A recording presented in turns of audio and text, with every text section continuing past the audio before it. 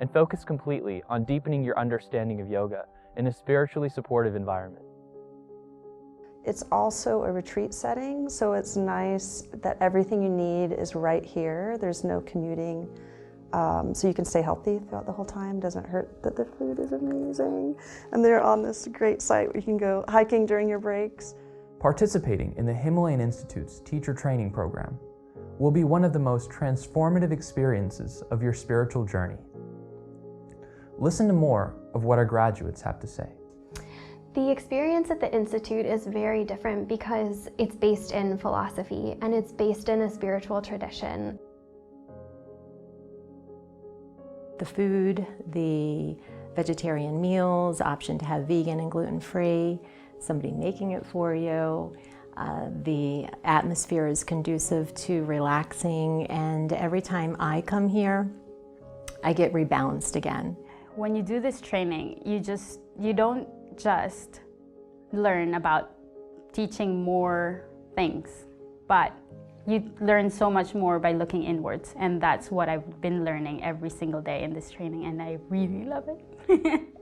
I definitely chose HI because of the community, both the master teachers who I'd studied online and with books and also spent a little bit of time with before I chose to start the 500 hour, but then also this whole supportive community that's here. So your residents, everyone that works here, and since I started the program, also the colleagues that I've met.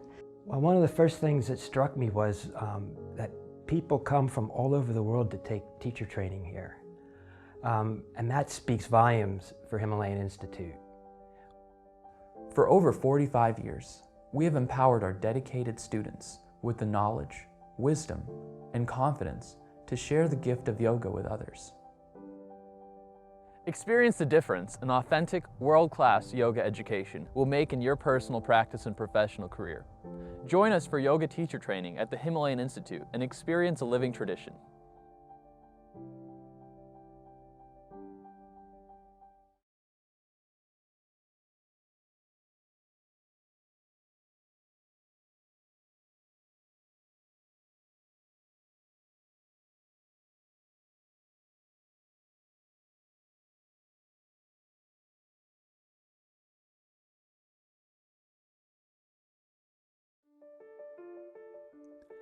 The quest for peace and clarity in the midst of a fast-paced, often chaotic world can sometimes feel like an impossible challenge.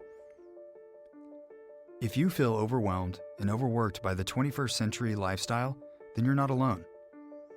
The uncertain state of the world can strip us of vitality and vigor. Through persistent effort, a supportive community, and the right guidance, we can learn to redefine our circumstances, build new habits, and emerge stronger than before. Empower yourself to meet the challenges of a changing world by participating in the Himalayan Institute's Yogi Living program. Our knowledgeable faculty will help you gain access to teachings and lifestyle habits that have cultivated vitality, clarity, and resilience in the lives of individuals for thousands of years. The guidance of our world-class faculty is unparalleled in providing authentic, practical, and applicable knowledge that is easily incorporated into your life. And the lasting relationships built with like-minded peers will serve as a strong support system, empowering you to realign and thrive on your journey. Our lush 400-acre campus offers a peaceful environment where you can step away from the chaos of everyday life and fully immerse yourself in the time-tested practices and teachings of yoga. Integrate and align your body, breath, and mind as you discover physical movements, breathing patterns, relaxation techniques, and meditation practices with practical methods for nurturing clarity and peace in daily life. Between lecture sessions, take the time to unwind and reconnect with your authentic self through a variety of group activities, including daily meditation, guided nature hikes, service projects, campfire circles, and daily afternoon chai. Change can be a challenge, but you don't have to overcome life's obstacles alone. Surround yourself with a support system of knowledgeable, dedicated teachers and driven peers committed to helping you thrive and flourish during these volatile times. Participate in the Himalayan Institute's all-new Yogi Living program and unlock your full potential. Yogi Living, ancient wisdom for modern life.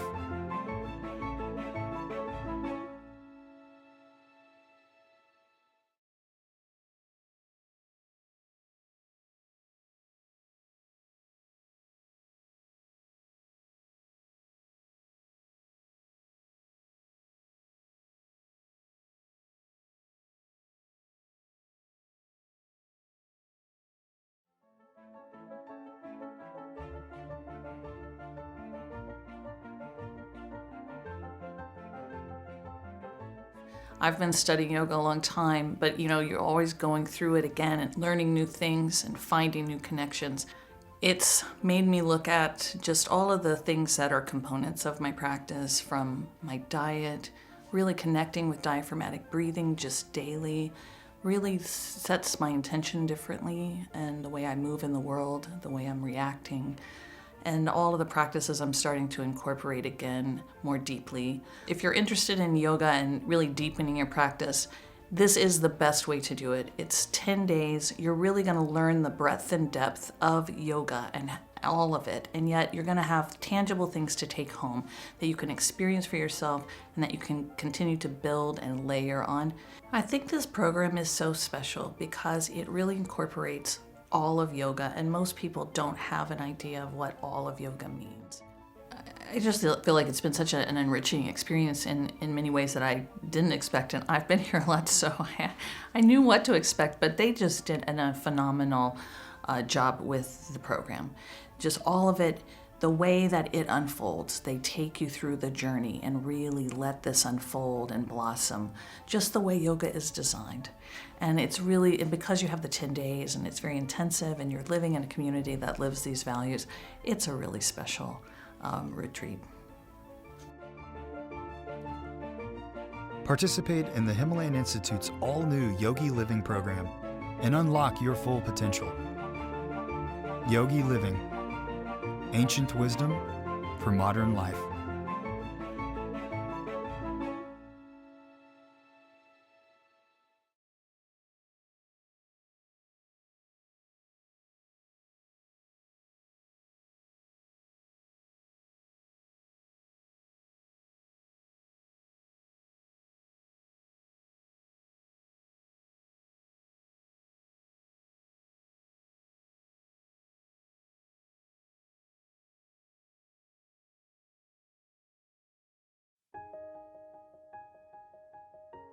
I find the Himalayan tradition particularly powerful in its approach, which incorporates the tantric elements of practice. And by that I mean an understanding of the universe, and most particularly the human body being the locus of the divine, being saturated with divine bliss, and that all of our practices are with that understanding, and that the divine is present everywhere, in the moment, in this very moment, in your breath, in your body, in your mind, in your consciousness, in your awareness, in the world around you. And that if just by turning your head slightly in one direction or the other, having that experience, that realization, that awareness is possible for all of us.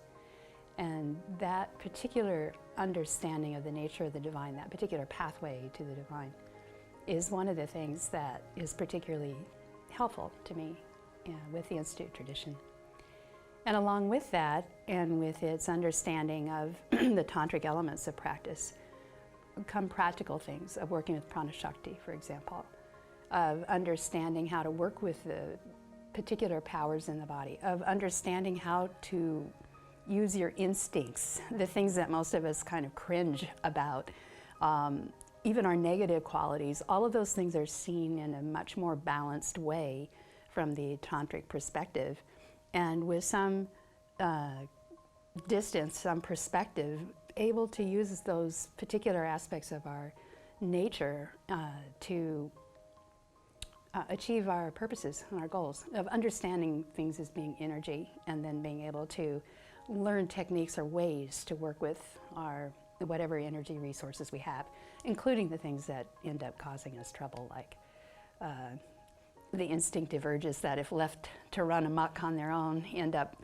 derailing our forward momentum in life. So understanding in that context kind of takes the negativity out of certain aspects of what it means to be a human being. And I really appreciated that. The thing that's unique about our approach then is, in order to get mastery over those aspects of our nature, which are instinctive, perhaps also karmic, so they're unique to us in that sense. There are certain things we all share, of course, as human beings and creatures who are alive. But also then we have our own personal karmic inclinations that we learn how to manage, and we learn to manage those by working with that how that energy is manifesting in us physically and mentally and emotionally. So, and we can think about that in terms of practice, with yoga practice, of beginning to work with the prana in the body from a holistic way, not just about you have to modify your behavior, which of course you do have to start watching your behavior. You have to stop thinking a certain way, which of course you also have to do, but also with just working with your pure pranic energy, your life force itself, of training that to work in a certain way. And that's what the practices of asana and pranayama do. And when we're able to start to create a new reality for ourselves with using that kind of energy and that kind of training, then these other things that are somewhat problematic are disempowered. So that approach to working through the pranic force and its hub is really at the navel center. So we start to learn how to master the instinctive urges, the inclinations that kind of keep us alive, things like the self-preservation urge and the stress response and all of the nervous system things that go along with that, and how they get tied up in our likes and dislikes and our karmic preferences and our history and etc. All of that starts to make sense in a bigger context with the way we approach yoga. And we have a really practical way of working with it that doesn't involve beating ourselves up or a moralizing behavior attitude, but rather just a real practical approach to moving towards greater wholeness, greater health, greater happiness. And it's a very concrete steps for making that progress, and at the same time expanding our consciousness and our energy, and learning how to share those steps so they're not out of reach for any of us. And those are the things that I really appreciate about what we do.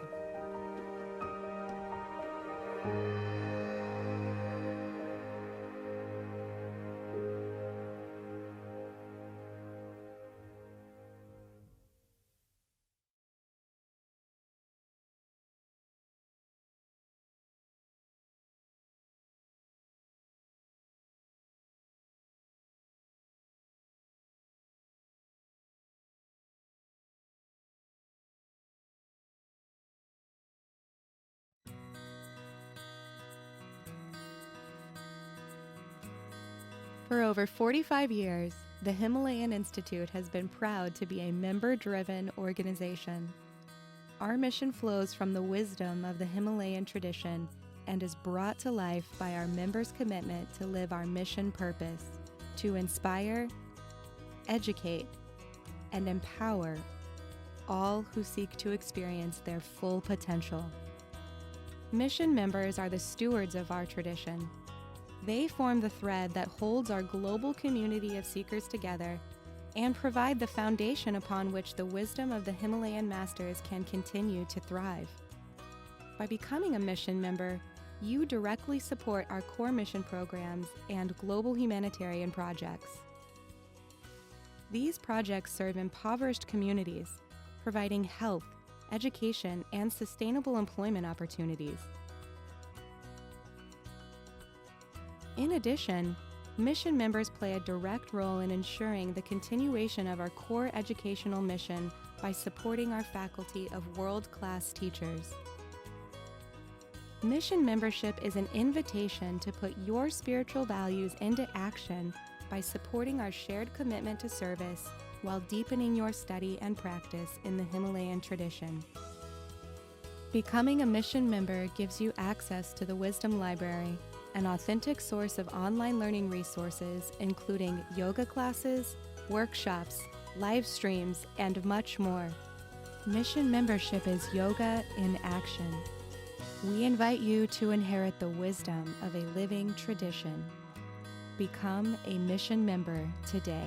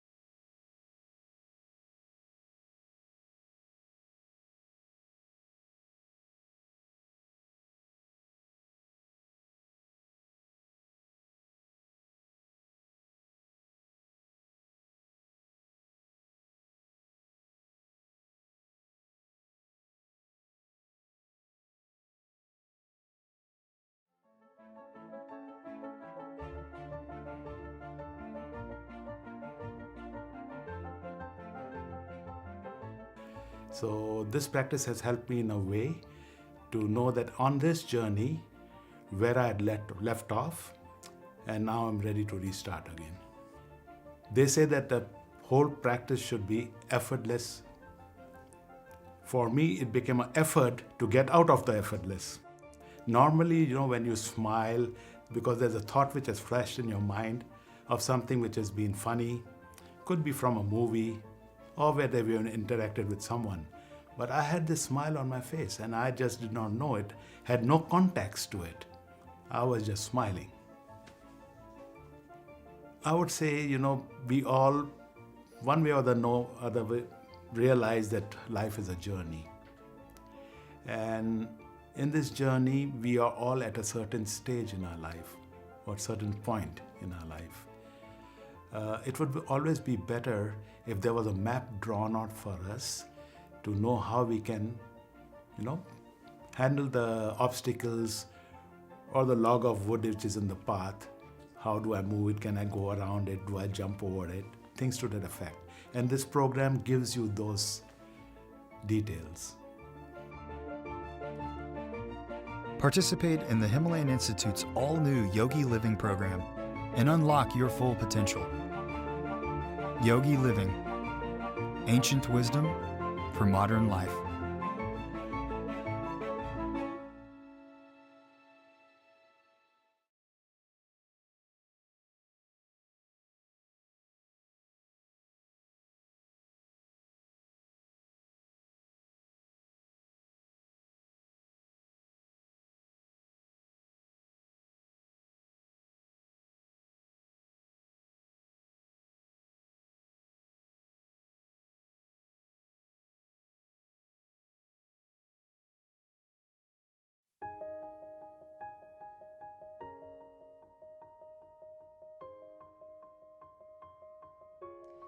One of the defining characteristics of the certification programs here at the Himalayan Institute is this concept or idea of support. In Sanskrit, the word is alambana, and alambana means something that provides support or a foundation. And this idea of support is at the heart of the teachings here. So for example, in Shavasana, or systematic relaxation, the alambana for the body is the floor, the support of the floor, resting into the floor. In meditation, the support for the mind is breath or a mantra. So these ideas of support are really infused into everything that we're doing in the certification programs. The curriculum is a support. So our curriculum offers a systematic framework that even the newest teacher can use to teach a class that will help to guide students toward greater balance and an enhanced capacity for inner awareness. The environment itself is a support. Living at the Himalayan Institute, whether it be for 10 days or 3 weeks, depending on the program, you're immersed in this spiritually rich environment, supported by a living tradition. And that's what people feel when they come here and they stay here for an extended period of time. Is, they are expecting to get information about yoga and they're expecting to get information and tools about teaching, but they're not always expecting to have such a rich experience, a rich personal experience. And that comes from being at it comes from being in an environment like the Himalayan Institute. When people are here for an extended period of time studying and practicing yoga, they also become connected to an inner locus of support. So this is an internal support that you become connected to when you're deepening your personal practice of yoga. And that is one of the biggest parts of our teacher training, is this emphasis on personal practice, that cultivating a deeper understanding and relationship to the practices of yoga help to connect you to an inner support, and what we call here the inner teacher, so that when you're standing in front of a class and you're teaching, it's not just you. That takes away some of the pressure, some of the anxiety that you have to give students a perfect yoga class. It's not just you standing there, it's the tradition of yoga, and all of the teachers that came before you are supporting you through that process.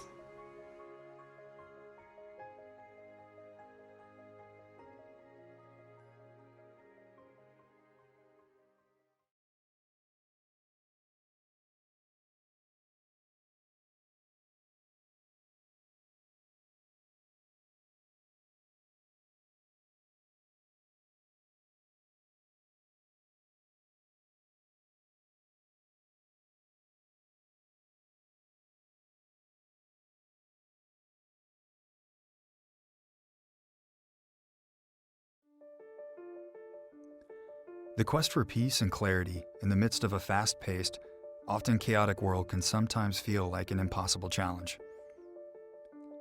If you feel overwhelmed and overworked by the 21st century lifestyle, then you're not alone. The uncertain state of the world can strip us of vitality and vigor. Through persistent effort, a supportive community, and the right guidance, we can learn to redefine our circumstances, build new habits, and emerge stronger than before. Empower yourself to meet the challenges of a changing world by participating in the Himalayan Institute's Yogi Living program. Our knowledgeable faculty will help you gain access to teachings and lifestyle habits that have cultivated vitality, clarity, and resilience in the lives of individuals for thousands of years. The guidance of our world-class faculty is unparalleled in providing authentic, practical, and applicable knowledge that is easily incorporated into your life. And the lasting relationships built with like-minded peers will serve as a strong support system, empowering you to realign and thrive on your journey. Our lush 400-acre campus offers a peaceful environment where you can step away from the chaos of everyday life and fully immerse yourself in the time-tested practices and teachings of yoga. Integrate and align your body, breath, and mind as you discover physical movements, breathing patterns, relaxation techniques, and meditation practices with practical methods for nurturing clarity and peace in daily life. Between lecture sessions, take the time to unwind and reconnect with your authentic self through a variety of group activities, including daily meditation, guided nature hikes, service projects, campfire circles, and daily afternoon chai. Change can be a challenge, but you don't have to overcome life's obstacles alone. Surround yourself with a support system of knowledgeable, dedicated teachers and driven peers committed to helping you thrive and flourish during these volatile times. Participate in the Himalayan Institute's all-new Yogi Living program and unlock your full potential. Yogi Living, ancient wisdom for modern life.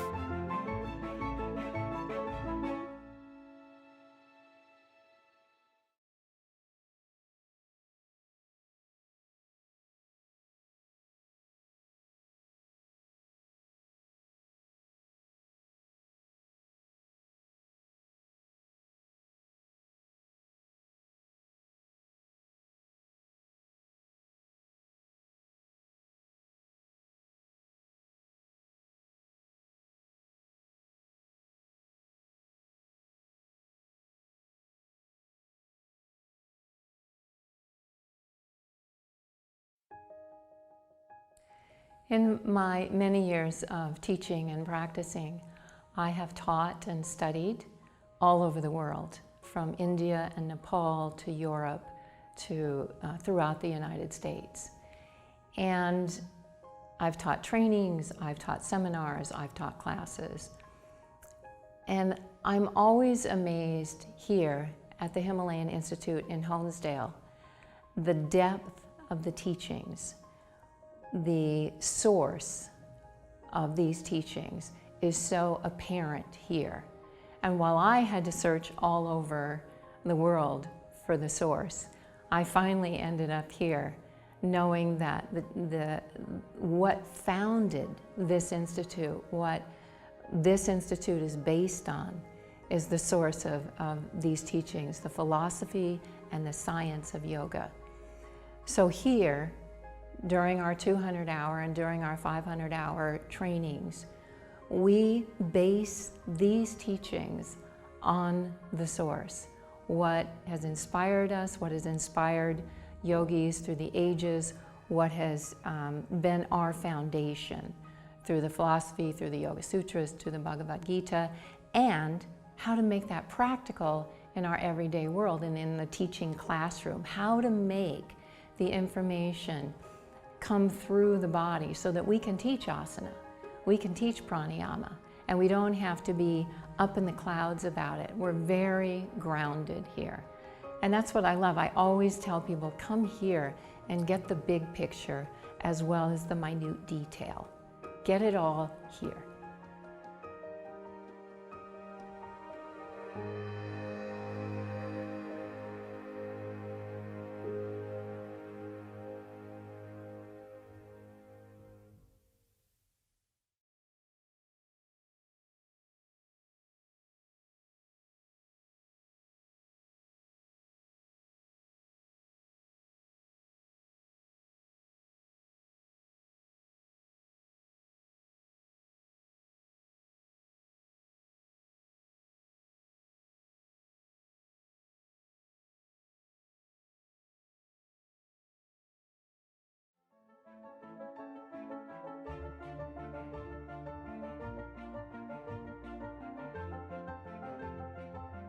You know, sometimes people, they get a little bit worried about like, oh my God, what is this yoga course in 10 days of yoga? It sounds a little bit intimidating.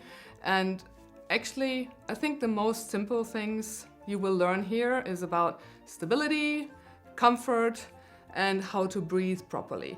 And those were the things that were really, reiterated over and over and over again. And those are things that we all need in our life. And they're very, very, very simple to attain, actually. So it's not just about, hey, you're gonna be a levitating yogi, which didn't happen, but they're very, very simple principles that will improve your life. They will improve your health, they will improve your posture, they will improve the interactions that you will be having, with people.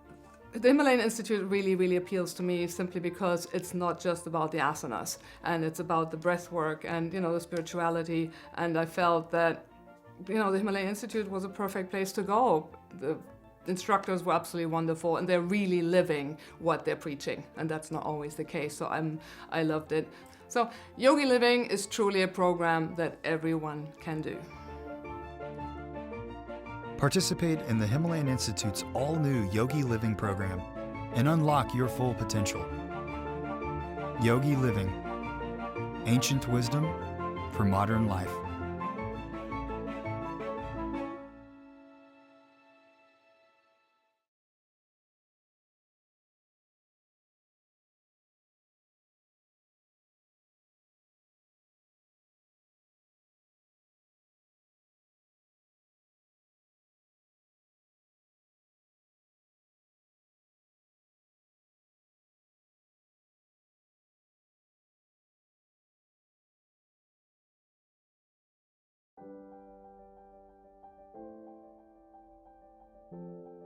Are you ready to take your personal practice and teaching skills to the next level? Then immerse yourself in a life-changing course of study at the Himalayan Institute's international headquarters, located in Honesdale, Pennsylvania. Turn to the most trusted and authoritative source in in-depth training, inspiration, and support by participating in our 200-hour and 500-hour RYT teacher training programs. The thing that instantly amazed me about Himalayan Institute was the depth and breadth of the knowledge of the staff here. Our teachers are world class. The Institute helps to bring back the soul to the practice, not only through what they're teaching us with the tradition, but the dedication of the teachers and the atmosphere itself. When you study at the Himalayan Institute, you gain access to the wisdom and teachings of an unbroken lineage of Himalayan masters and receive the personal attention, guidance, and first-hand knowledge of our world-class faculty. The faculty is really helpful, and they're very approachable. They're very generous with information and experience, and they're very welcoming in a way that you will feel like they're your friends and they're there for you. So yeah, I love them. Nestled in the foothills of the Pocono Mountains, our lush 400-acre campus offers you the opportunity to step away from the demands of daily life and focus completely on deepening your understanding of yoga in a spiritually supportive environment. It's also a retreat setting, so it's nice that everything you need is right here. There's no commuting, so you can stay healthy throughout the whole time. Doesn't hurt that the food is amazing. And they're on this great site where you can go hiking during your breaks. Participating in the Himalayan Institute's teacher training program will be one of the most transformative experiences of your spiritual journey. Listen to more of what our graduates have to say. The experience at the Institute is very different because it's based in philosophy and it's based in a spiritual tradition. The food, the vegetarian meals, option to have vegan and gluten-free, somebody making it for you. The atmosphere is conducive to relaxing, and every time I come here, I get rebalanced again. When you do this training, you don't just learn about teaching more things, but you learn so much more by looking inwards, and that's what I've been learning every single day in this training, and I really love it.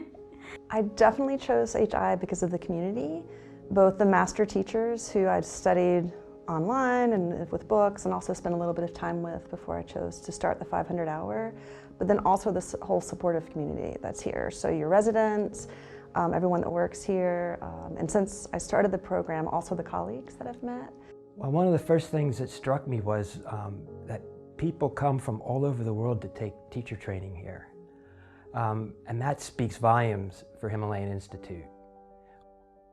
For over 45 years, we have empowered our dedicated students with the knowledge, wisdom, and confidence to share the gift of yoga with others. Experience the difference an authentic, world-class yoga education will make in your personal practice and professional career. Join us for yoga teacher training at the Himalayan Institute and experience a living tradition.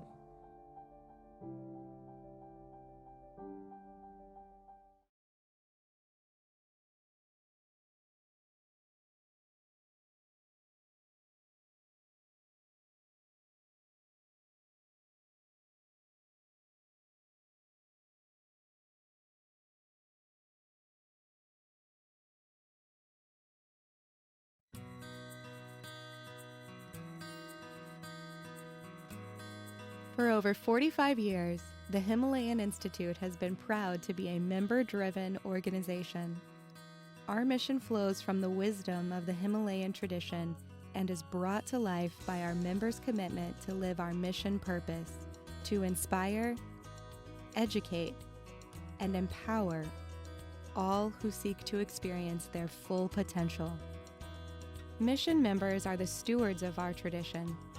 They form the thread that holds our global community of seekers together and provide the foundation upon which the wisdom of the Himalayan masters can continue to thrive. By becoming a mission member, you directly support our core mission programs and global humanitarian projects. These projects serve impoverished communities, providing health, education, and sustainable employment opportunities.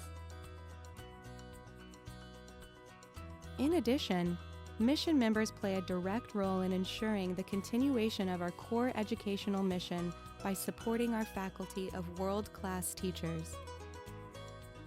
Mission membership is an invitation to put your spiritual values into action by supporting our shared commitment to service while deepening your study and practice in the Himalayan tradition. Becoming a mission member gives you access to the Wisdom Library, an authentic source of online learning resources including yoga classes, workshops, live streams, and much more. Mission membership is yoga in action. We invite you to inherit the wisdom of a living tradition. Become a mission member today.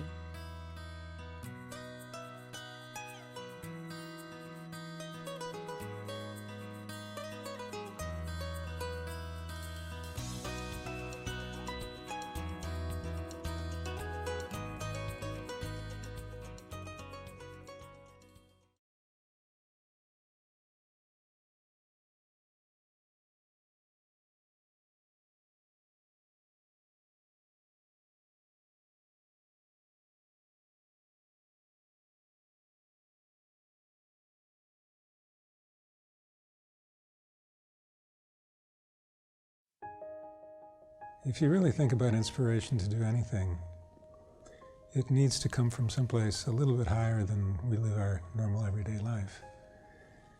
And it also has to have some meaning, something that inspires people to believe in it.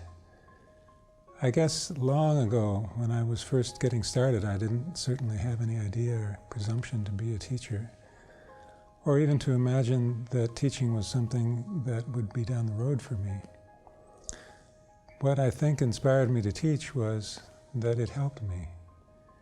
And like it is for anyone who is going through a period of time of distress or injury, there is a sense that in healing, in yoga, there is healing. The healing that comes through yoga is not purely a healing in the physical sense, but it's a healing that arises from within us, both psychologically, spiritually, and beyond. In many ways, it's a simply purely physical healing that occurs as well.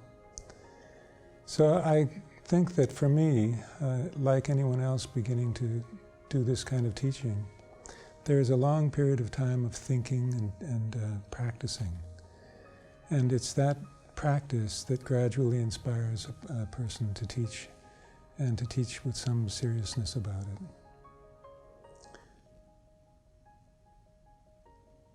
If someone comes with a cut finger,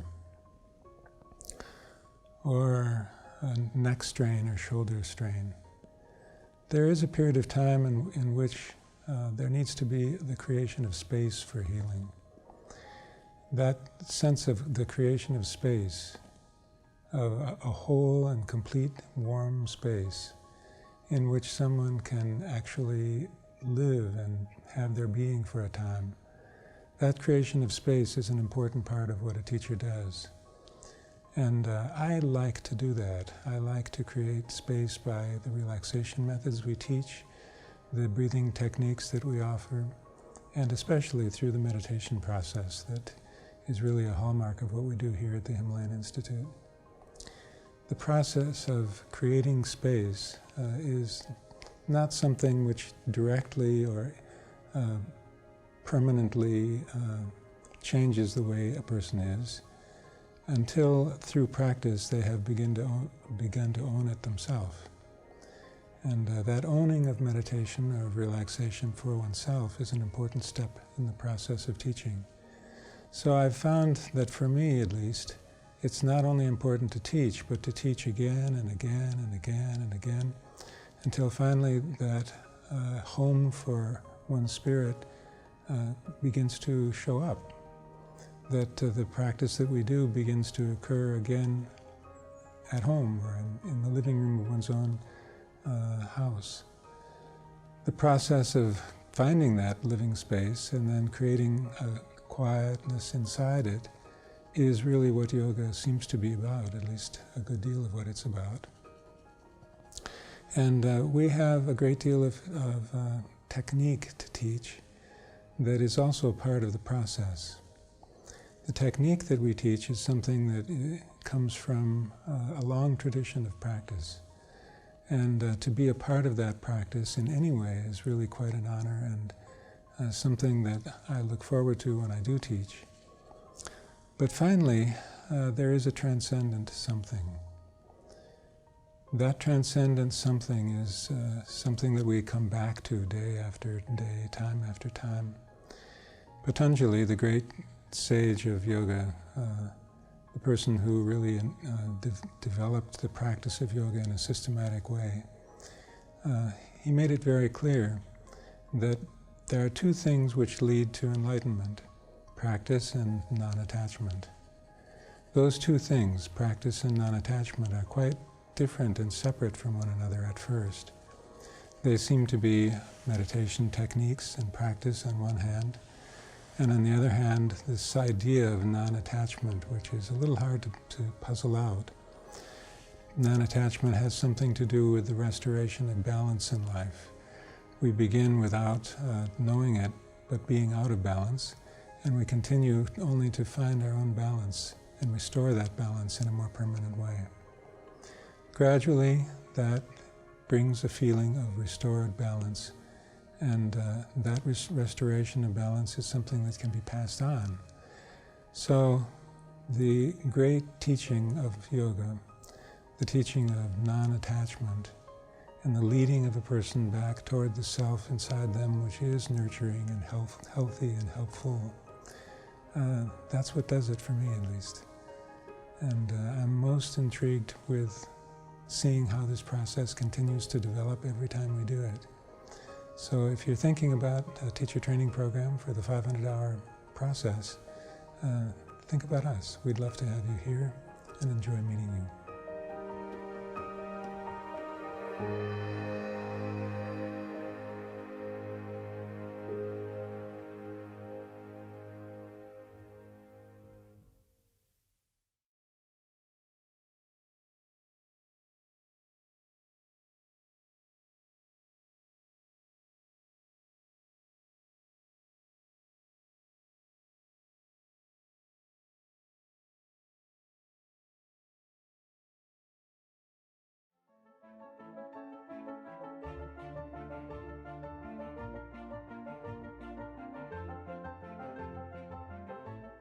It has provided some grounding, allowed me to be able to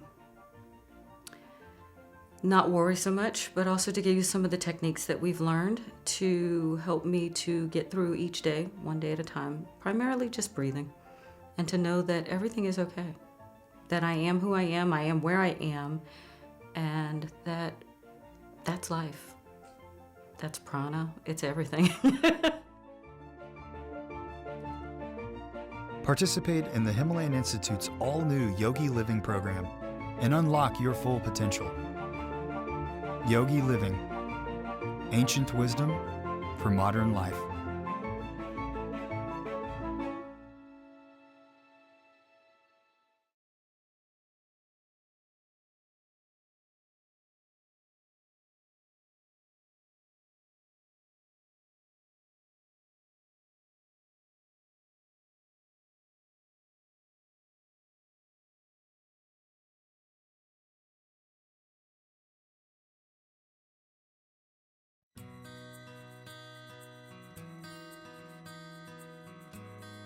For over 45 years, the Himalayan Institute has been proud to be a member-driven organization. Our mission flows from the wisdom of the Himalayan tradition and is brought to life by our members' commitment to live our mission purpose, to inspire, educate, and empower all who seek to experience their full potential. Mission members are the stewards of our tradition. They form the thread that holds our global community of seekers together and provide the foundation upon which the wisdom of the Himalayan masters can continue to thrive. By becoming a mission member, you directly support our core mission programs and global humanitarian projects. These projects serve impoverished communities, providing health, education, and sustainable employment opportunities.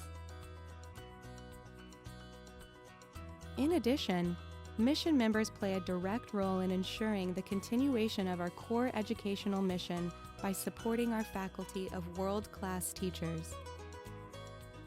Mission membership is an invitation to put your spiritual values into action by supporting our shared commitment to service while deepening your study and practice in the Himalayan tradition. Becoming a mission member gives you access to the Wisdom Library, an authentic source of online learning resources including yoga classes, workshops, live streams, and much more. Mission membership is yoga in action. We invite you to inherit the wisdom of a living tradition. Become a mission member today.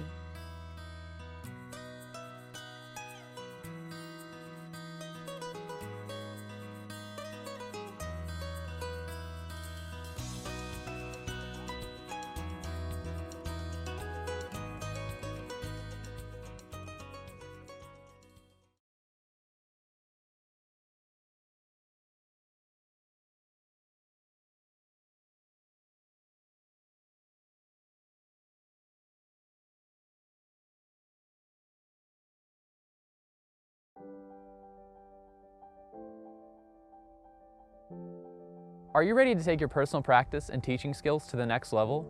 Then immerse yourself in a life-changing course of study at the Himalayan Institute's international headquarters, located in Honesdale, Pennsylvania. Turn to the most trusted and authoritative source in-depth training, inspiration, and support by participating in our 200-hour and 500-hour RYT teacher training programs. The thing that instantly amazed me about Himalayan Institute was the depth and breadth of the knowledge of the staff here. Our teachers are world class. The Institute helps to bring back the soul to the practice, not only through what they're teaching us with the tradition, but the dedication of the teachers and the atmosphere itself. When you study at the Himalayan Institute, you gain access to the wisdom and teachings of an unbroken lineage of Himalayan masters and receive the personal attention, guidance, and first-hand knowledge of our world-class faculty. The faculty is really helpful, and they're very approachable. They're very generous with information and experience, and they're very welcoming in a way that you will feel like they're your friends and they're there for you. So yeah, I love them. Nestled in the foothills of the Pocono Mountains, our lush 400-acre campus offers you the opportunity to step away from the demands of daily life and focus completely on deepening your understanding of yoga in a spiritually supportive environment. It's also a retreat setting, so it's nice that everything you need is right here. There's no commuting, so you can stay healthy throughout the whole time. Doesn't hurt that the food is amazing. And they're on this great site where you can go hiking during your breaks. Participating in the Himalayan Institute's teacher training program will be one of the most transformative experiences of your spiritual journey. Listen to more of what our graduates have to say. The experience at the Institute is very different because it's based in philosophy and it's based in a spiritual tradition. The food, the vegetarian meals, option to have vegan and gluten-free, somebody making it for you. The atmosphere is conducive to relaxing, and every time I come here, I get rebalanced again. When you do this training, you don't just learn about teaching more things, but you learn so much more by looking inwards, and that's what I've been learning every single day in this training, and I really love it. I definitely chose HI because of the community, both the master teachers who I'd studied online and with books and also spent a little bit of time with before I chose to start the 500-hour, but then also this whole supportive community that's here. So your residents, everyone that works here, and since I started the program, also the colleagues that I've met. Well, one of the first things that struck me was that people come from all over the world to take teacher training here. And that speaks volumes for Himalayan Institute. For over 45 years, we have empowered our dedicated students with the knowledge, wisdom, and confidence to share the gift of yoga with others. Experience the difference an authentic, world-class yoga education will make in your personal practice and professional career. Join us for yoga teacher training at the Himalayan Institute and experience a living tradition.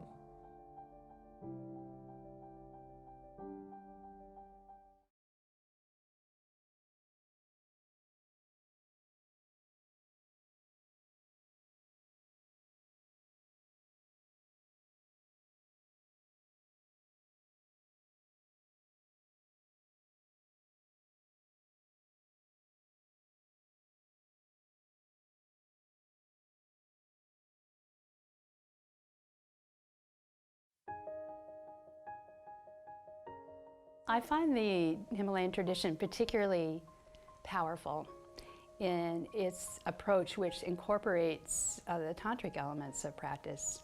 And by that I mean an understanding of the universe, and most particularly the human body being the locus of the divine, being that in this very moment, in your breath, in your body, in your mind, in your consciousness, in your awareness, in the world around you. And that if just by turning your head slightly in one direction or the other, having that experience, that realization, that awareness is possible for all of us. And that particular understanding of the nature of the divine, that particular pathway to the divine, is one of the things that is particularly helpful to me with the Institute tradition.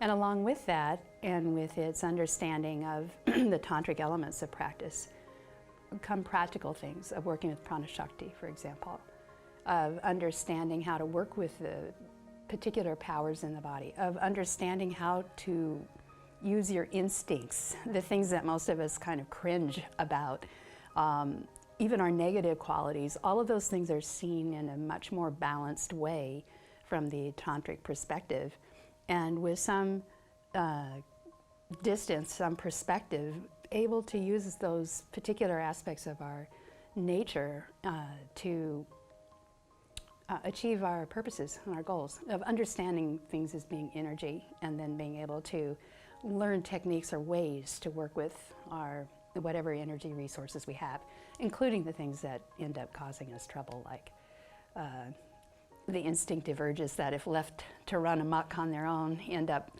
derailing our forward momentum in life. So understanding in that context kind of takes the negativity out of certain aspects of what it means to be a human being. And I really appreciated that. The thing that's unique about our approach then is, in order to get mastery over those aspects of our nature, which are instinctive,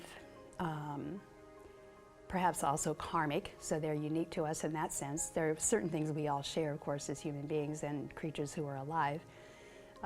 But also then we have our own personal karmic inclinations that we learn how to manage, and we learn to manage those by working with that how that energy is manifesting in us physically and mentally and emotionally. So, and we can think about that in terms of practice, with yoga practice, of beginning to work with the prana in the body from a holistic way, not just about you have to modify your behavior, which of course you do have to start watching your behavior. You have to stop thinking a certain way, which of course you also have to do, but also with just working with your pure pranic energy, your life force itself, of training that to work in a certain way. And that's what the practices of asana and pranayama do. And when we're able to start to create a new reality for ourselves with using that kind of energy and that kind of training, then these other things that are somewhat problematic are disempowered. So that approach to working through the pranic force, and its hub is really at the navel center. So we start to learn how to master the instinctive urges, the inclinations that kind of keep us alive, things like the self-preservation urge and the stress response and all of the nervous system things that go along with that, and how they get tied up in our likes and dislikes and our karmic preferences and our history and etc. All of that starts to make sense in a bigger context with the way we approach yoga. And we have a really practical way of working with it that doesn't involve beating ourselves up or a moralizing behavior attitude, but rather just a real practical approach to moving towards greater wholeness, greater health, greater happiness. And it's a very concrete steps for making that progress, and at the same time expanding our consciousness and our energy, and learning how to share those steps so they're not out of reach for any of us. And those are the things that I really appreciate about what we do.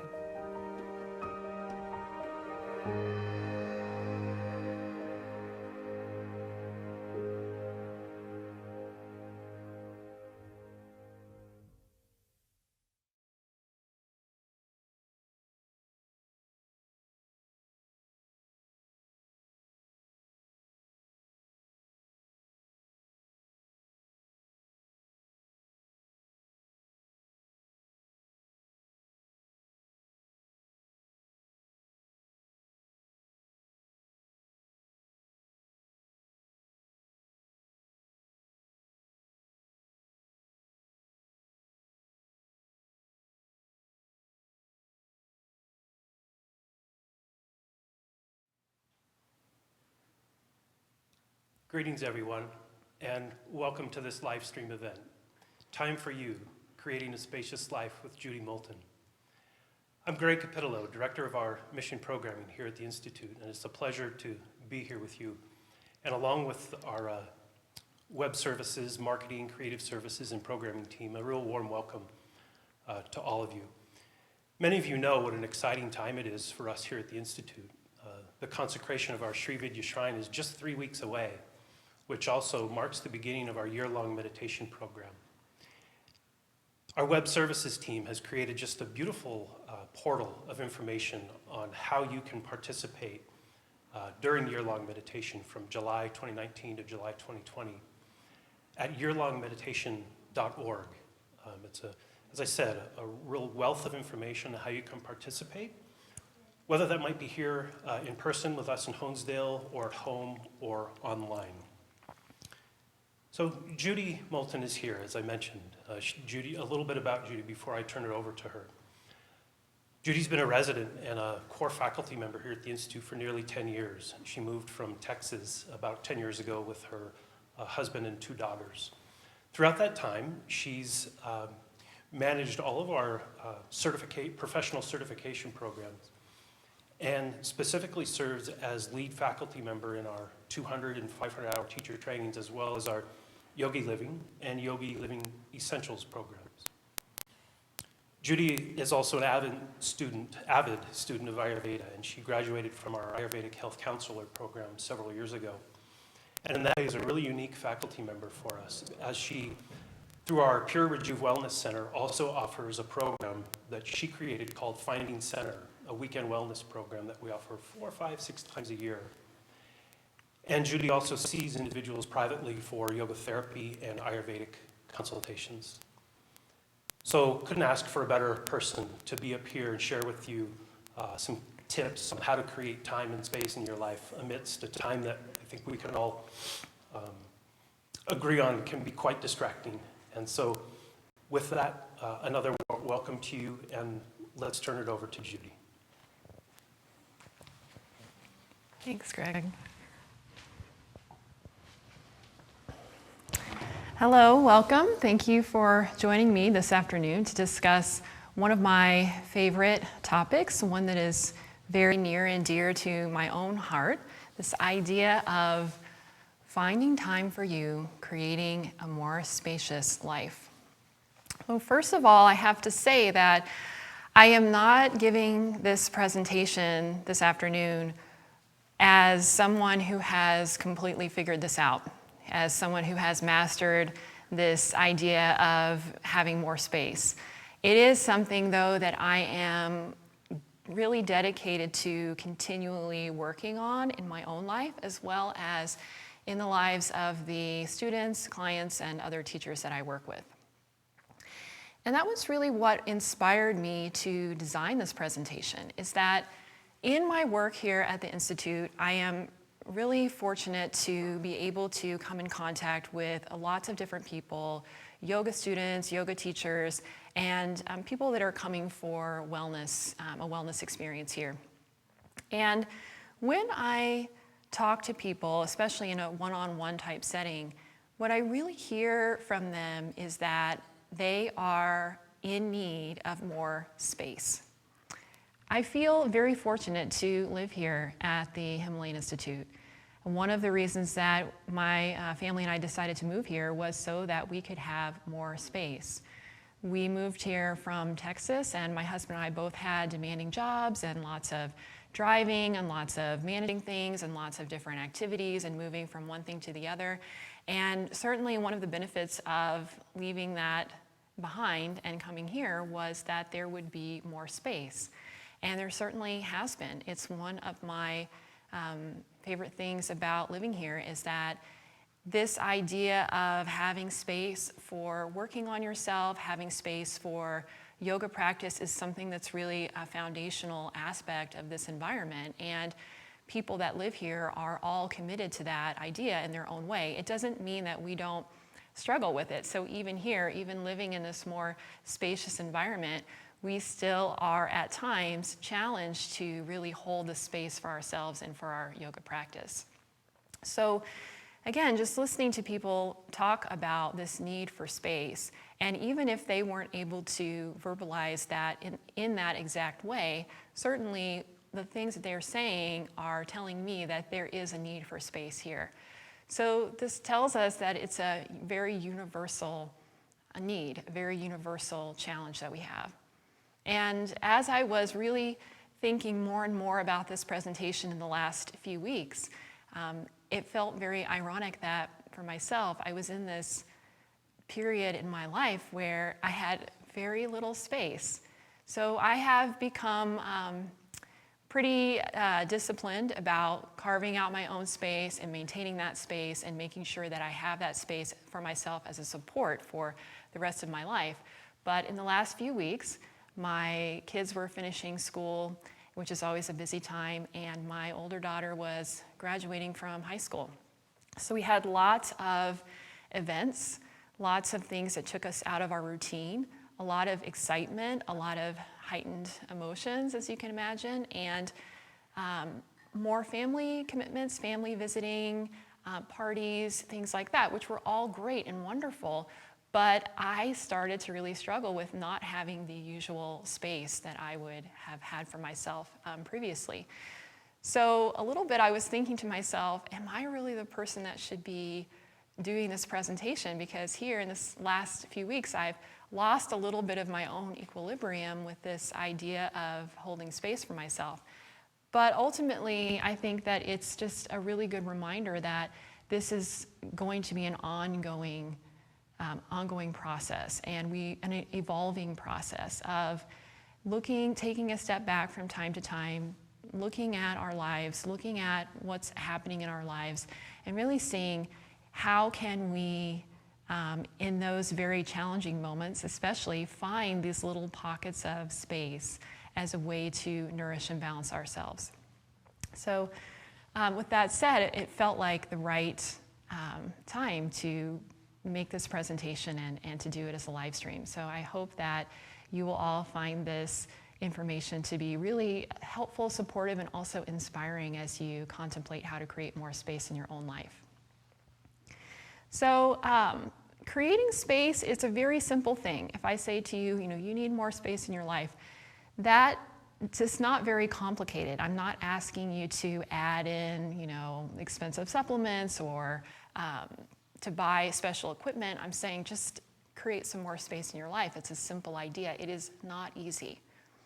And this is one of the things that we really come up against over and over again when we are studying yoga and Ayurveda.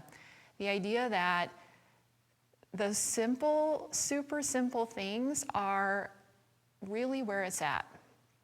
And I like this idea of, that we talk about here in our teacher training program sometimes, this idea that the further that you get into yoga, especially the further that you get into yoga, it doesn't get more complicated.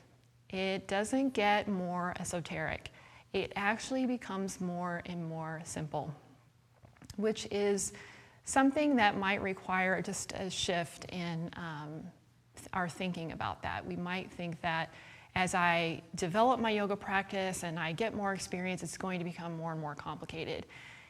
It really is about making it more and more simple and being able to believe that it can be that simple. The thing about simplicity is that simplicity is very powerful. It's very powerful because it's accessible. So if I gave you this really complicated regimen of things to do, all of those things might be really great things, but if you can't do it for whatever reason, it is of no help to you at all.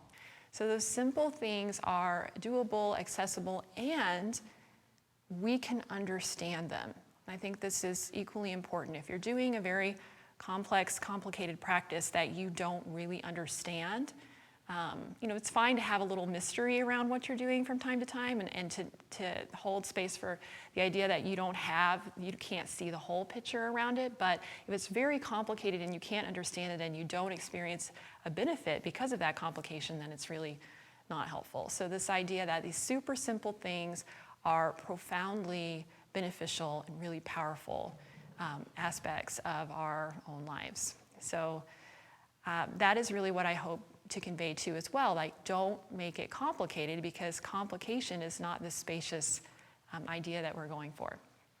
So if we think a little bit about this concept of space and how we work with this in yoga. So in yoga, we are working with this idea of space in terms of, we're starting with our physical body, usually, that's usually the doorway in, that we are creating more space in our bodies by moving and moving with the breath. We are doing specific things that will help us to release tension and to increase awareness in different parts of the body. And so both of those things, that releasing tension and increasing awareness, helps us to feel, first of all, a more spacious experience of our body, just less pain, less tension, less tightness, less feeling compressed and bound up. And that increased space in the physical body then lends itself to more space in the mind, more space around our emotions. And when we are thinking about space in terms of Ayurveda, we look at space as one of the 5 main elements. And it's really the first element. It's the first element in the development of matter. So if you think about if you want to manifest something, or if something's going to be created or manifested, there has to be a space for that thing to be in. If you don't have a space, you're not going to have manifestation or creation. It just isn't possible. And in Ayurveda, when we look at things, we are really interested in looking at what are the qualities of these different things. Because if we learn more about qualities, then we can more easily really relate it to ourselves and think about what qualities we might need. And so the qualities of space, according to Ayurveda, are that space is expansive, it's space. And even the word space feels expansive when you say it. Expansive means that there is no resistance. There is freedom to move within that space. And there's also a softness that is inherent in space. And really, all of these things become about nourishment, so that the space that you have for something is going to nourish whatever is in that space. And in the last few years, as we have been working to bring the shrine into fruition here at the Institute, and all of the excitement and construction and contemplation that's gone into that project, and energy that's gone into that project, we really think about the shrine as this very unique and special space that is there, and that we can take advantage of that space. We can use that space to nourish ourselves. So again, this idea that space is really nourishing. And you can think about some other aspects of certain other spaces that might not be as nourishing as a space like the shrine. So it's just these different ways that we can start to think about this idea of space. And that space is about really contemplating. So in thinking about this idea of space, we are also going to contemplate our relationship to nourishment. So if we say that space is nourishing and we want to bring that space into our own lives, we really need to think about, what is my own relationship with this concept of nourishment? This is another very universal thing that I find people are usually not very aware of, is that if I said to you, go home and nourish yourself, what would that even mean? What would you even do? And that a lot of the things that we might do that are coming from this deep need for nourishment that we might not be very aware of, some of those things might feel good in the moment, but they are not truly nourishing. So it might feel really good to lie on your couch and turn on Netflix and watch it all day, and maybe have some potato chips to go along with that, or whatever, ice cream, whatever your go-to comfort food is. But it's not something that is going to be deeply nourishing. It's not that you would never do that. It's not that I would never do that. It's just that when I'm doing that, I might want to look a little bit more deeply and see, why am I doing that? And usually it's an absence of nourishment that I'm experiencing. And how can I, maybe I do choose to do that, but also think in a bigger picture about how to bring more nourishment into my life. So it's just a really interesting thing to contemplate, that what is your own relationship with nourishment? And you can continue to think about that as I continue with this presentation. We'll come back to that too. So we also want to think about this idea of stress. So stress is not nourishing, obviously. It doesn't have a nourishing quality to it. It's not that there aren't times when stress is appropriate, but for the most part, what we're talking about when we're talking about stress are really a lot of things that could fall under that broader category of stress. It could be things related to health. It could be things related to life, to family, to work. So many things we could put under that umbrella of stress. And if you stop for a moment and you think about the qualities of stress. So again, I said in Ayurveda, we're really interested in considering qualities of things. We never just look at something at face value and say, oh, stress is this, or oh, nourishment is this, but really to say, what are the qualities of stress, and what are the qualities of how you experience stress? So that might be different than how I experience stress. That when you are feeling, stressed out, what does that mean for you? So if I'm working with someone in a one-on-one consultation and they say, I'm, often on their intake form, they've indicated that they have stress. When they're talking, they've indicated that they have stress. So to try to get them to talk to me a little bit more about how they experience stress. And that gives me clues about how to help them, or how to give them some suggestions that they might find helpful. For myself, when I think about how I experience stress, it's really related to this idea of not having space. When I don't have enough space, that feels stressful to me. When I'm running late, when I'm juggling, too many things, when I feel pulled in too many directions, when I'm tired, when I'm not feeling well. All of those things are about stress, but generally for me anyway, I can relate it back to a feeling of not having space. And I really see this, being here and living here at HI, I really see that when I leave here and I go somewhere else, just that lack of space that's usually in the environment. And so it's helpful to see that contrast from time to time, and just reminds me that this is what a lot of people are dealing with, is living in these environments that are very fast-paced, lots of different things that need attention at once usually, and that lack of space that comes from it that really then is called stress. So we will look at stress as a feeling of being compressed and not enough space, and then space as then the antidote for stress, for those feelings of stress and all of the many forms that they might take. You think too that here we have very beautiful natural surroundings, and if you've never been here, I hope that you will be able to come and experience that for yourself someday. But so many beautiful parts of campus, all unique and wonderful in their own ways. But a very special place that we have here at HI is this beautiful vista called the Sound of Music Hill. So it's at the upper part of our campus, and I'm sure many of you have been there before.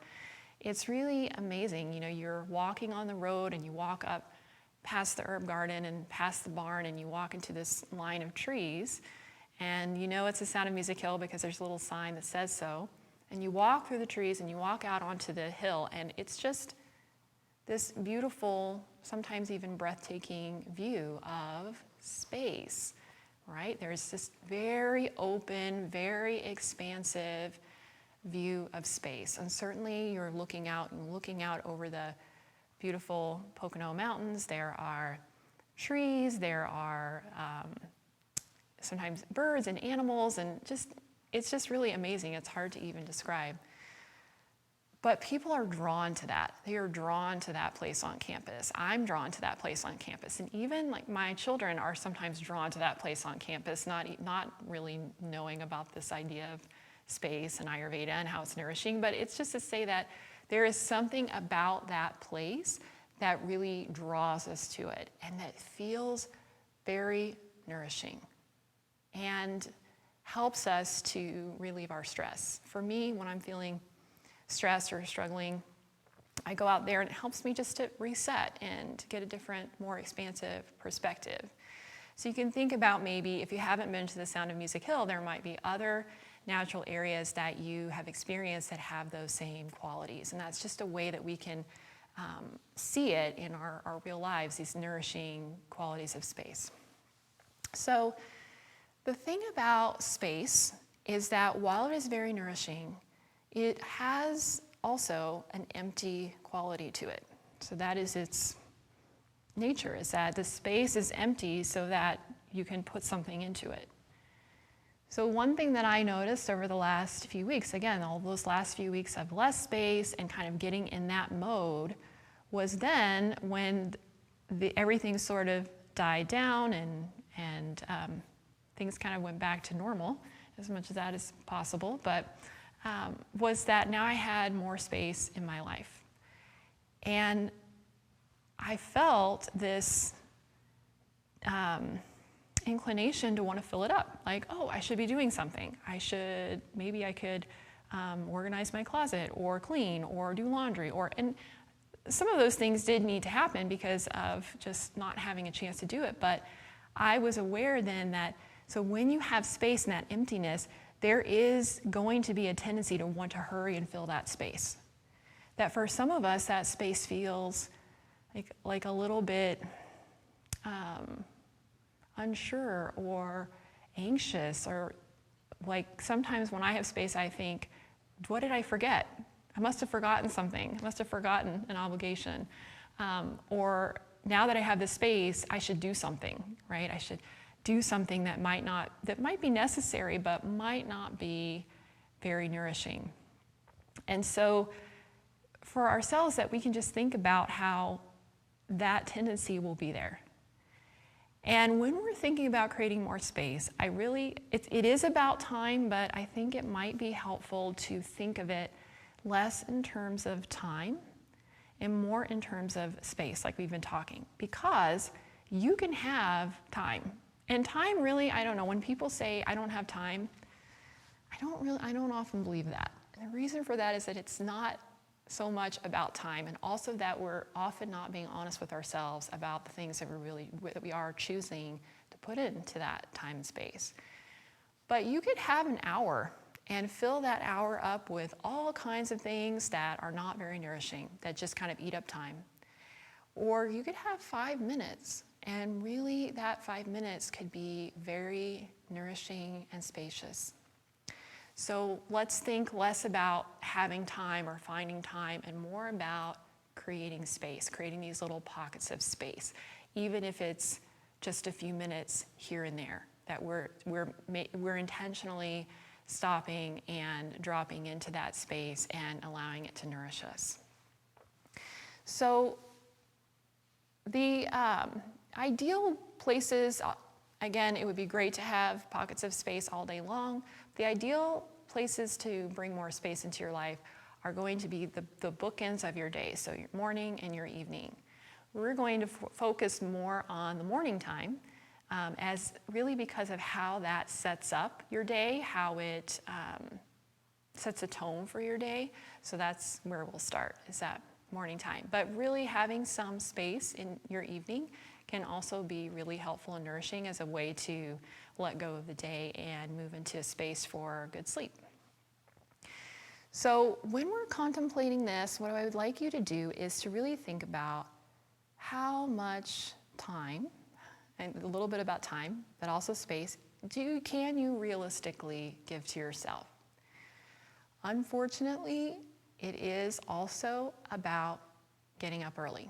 And I know Some people are not going to want to hear that, and that's okay. I get it. I'm not telling you that you have to get up at a certain time. I really try not to tell people what to do. I don't feel like that's helpful, but I would like you to consider the qualities of earlier morning. So early morning, the time is a little bit general, and I don't like to say a specific time, but I would like to say, for our purposes here, earlier morning would be the time for you before your day really gets going. Before people are needing things from you, before you are expected to show up places or do things for other people, that time before that happens would be your earlier morning time, shortly after having woken up. And the whole thing about getting up early is it's so simple, right? It's like the most simple thing in the world. Get up around 6 a.m. and go from there. It's hard for some of us. So I don't think it's ever super easy to get up and get out of bed. It's that feeling of inertia that we are dealing with, that we all are dealing with, except for some people who just seem kind of strangely inclined to pop out of bed at 5 a.m. and ready to go. Well, that's not my experience. If that's your experience, that's great, and I'm really kind of jealous of that, but it's something that I'm working on too, because I really enjoy sleeping. I really like it, and in the morning when I wake up, I always have the feeling like I would like to continue sleeping. So it's something that I have had to really work on. But once I'm up, I feel better, and I'm glad that I opted for more space in favor of more sleep, which there might be a time when more sleep is needed, especially when we're healing. But often that extra sleep is not that nourishing, because we probably have already woken up, we might have snoozed a couple of times, and that extra sleep might actually be making us more tired, more groggy. So think about, for you, what you can do. We have to be creative. We got to take a step back and really look at things and think about, what amount of time am I really going for? What I like to have? What's realistic for me? And what time would I need to get up out of bed in order for that to happen? And to be patient with ourselves as we try to set up this new routine. In a general way, we can say getting up around 6 a.m. is ideal. Maybe a little bit before, but you really have to take into consideration what works for you and the amount of sleep that you need in order to feel rested, rejuvenated, and to have sustained energy throughout the day. But I would say, think about starting with maybe, 10 minutes earlier than what you usually do in terms of getting up, or 15 minutes earlier, and go from there. And what we see is when we start to experience the benefits of having more space in the morning, getting up earlier becomes easier and easier, because we're really feeling the benefits in our own life and seeing how they're affecting us. So we would say, let's give ourselves 10 minutes of time just for us to start. But let's work toward a goal of about 30 minutes.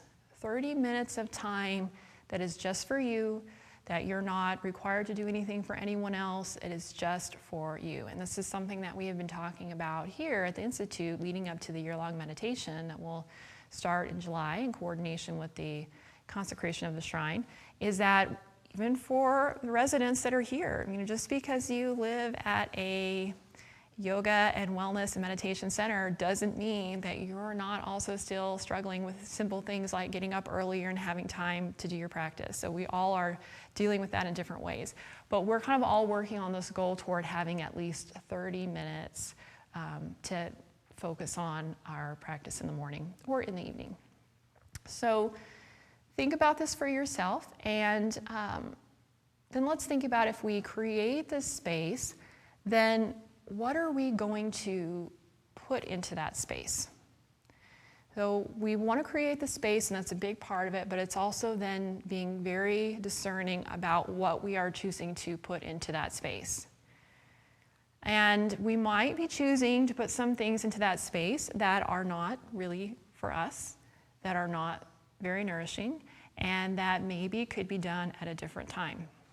So I had this realization not that long ago actually, that all of these things that I was feeling like I had to do, that nobody really cared if I did those things. I'm talking about things like, okay, there's a little dirt on the floor, get up and clean the whole floor, or the laundry basket's a little bit full, might as well just go ahead and get it all done. You know, things like that, or there's like some dirty dishes in the sink, I need to do that right now. It might be different in your environment, but for me, I realize that the people that I live with don't really notice that stuff, and they would usually, I think, rather that I took that time for myself so that I was happy and calm. So I'm telling you that because sometimes we are doing things that we feel like we have to do, but we are the ones that are putting that pressure on ourselves. It's not really coming from anywhere else. I mean, obviously, if you have a job that starts at 8:30, then you have to be there at 8:30 so that you don't get fired, right? That's a really hard line. But a lot of the stuff in our life is not that hard. There's flexibility there. We can say, you know, I can sweep the floor, I can start the laundry, I can clean up the dishes later on. But this is a priority for me. And that this time, this nourishing time and space that I give to myself at the beginning of the day is going to make everything better and make everything else that I do more effective. And the best thing about that is that I will feel content and not stressed, hopefully. So that's the goal anyway. So think about that. Think about what are the things that you're putting in the space that you might have that you could maybe do at another time. And then think about some supporting practices that will help you hold this space. So I have picked just a few for you that I think, and maybe things that you're already doing, but these are things that I find especially helpful. So the first thing is that when you get up in the morning, take some time for yourself in your bathroom to freshen up. Freshening up can look like a lot of different things. So some people enjoy taking a shower first thing in the morning. Some people just, you know, a little washing of the face, freshening up in that way. So something like that to help you to release the inertia of sleep and to sort of brighten yourself up. So once you start doing those things, this is part of the Ayurvedic dinacharya, that daily routine. Once you start working with those things in your dinacharya, you start to become more and more alert and happy that you're up versus kind of stumbling around the house, not really sure what you're doing and wishing that you could just go back to bed. Although you might still have a little bit of that from time to time. So one of the big parts about this idea of freshening up is to scrape your tongue. It is such a simple thing. It really only takes, 20 or 30 seconds at the most, and it has a huge impact to freshen up the space of your mouth, to clean, to remove ama or toxins from the surface of your tongue. So a big part in Ayurveda about creating space is to let go of toxins, is to gently cleanse this accumulation and buildup of toxin that happens just as a result of us, being alive in this world. So to use an actual tongue scraper, sometimes people will say, oh, I brush my tongue. That's not the same thing. And brushing your tongue actually is going to press the ama deeper into your tongue, which is not what we're trying to do. We want something with a hard edge. So a metal tongue scraper is perfect. You can find them lots of different places. They are not expensive, and really you have one, it'll probably be the only one you ever need, as long as you don't lose it. So you will scrape your tongue from back to front about 7 times with firm pressure, but not too firm. So your tongue should not bleed or be raw, but hard enough to really remove that white coating from your tongue, and then rinse your tongue scraper between each scrape. Just notice what comes off onto that tongue scraper. That often is the inspiration to keep doing it. Once you see that, then you're really inspired to continue to remove that coating from your tongue. So tongue scraping, and then after that, and then after you tongue scrape, so you tongue scrape before you do anything else, really. Before you brush your teeth, before you eat or drink anything, because you don't want to reabsorb that ama that your body has worked so hard to release. as you were sleeping at night, and so help your body out and remove it and don't reabsorb it. So after that, you can brush your teeth, you can rinse out your mouth. Some people enjoy oil pulling, whatever you want to do in that way. And then the next thing that I would have you consider, you might already be doing it in some way, is this hot honey lemon water.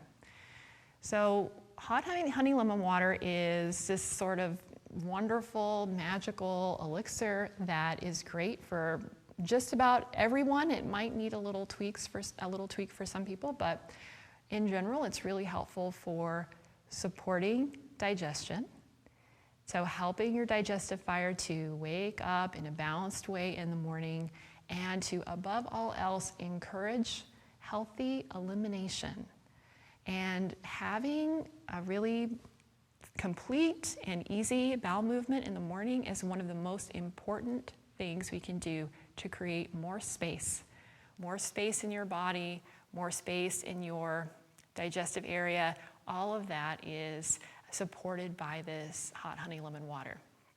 And I'll give you the general recipe that I usually use, and you can adjust it a little bit for your own taste or your own needs. But in general, what we would do is, in a large coffee cup or teacup, you're going to add about half a teaspoon of fresh lemon juice and about half a teaspoon of some good quality raw honey, and then a little pinch of salt.